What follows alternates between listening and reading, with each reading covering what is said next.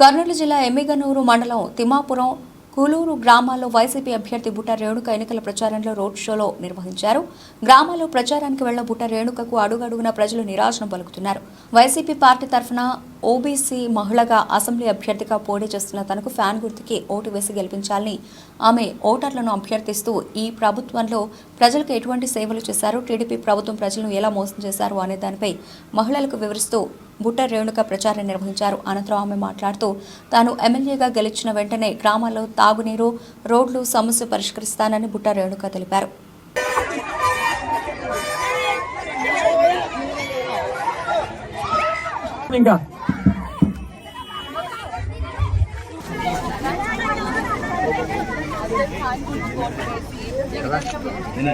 ఈరోజు ఎన్నికల సందర్భంగా కూలూరు గ్రామానికి రావడం జరిగింది.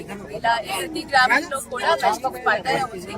జగనన్న చేస్తున్న సంక్షేమ పథకాలకు అందరూ కూడా స్పందించి అందరూ కూడా మంచి ఆదరణ ఇస్తున్నారు.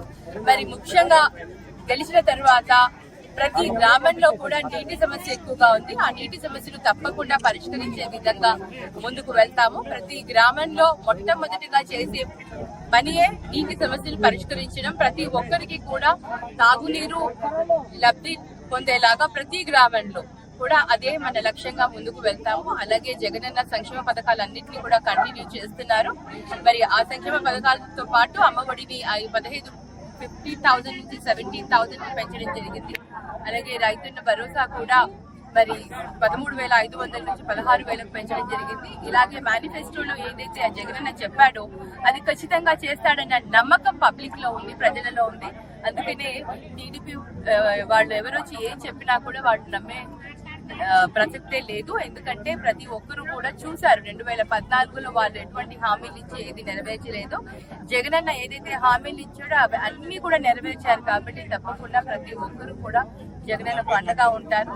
మరి తప్పకుండా విజయం వైపు నడిపిస్తారని అందరూ కూడా ఆశిస్తారు.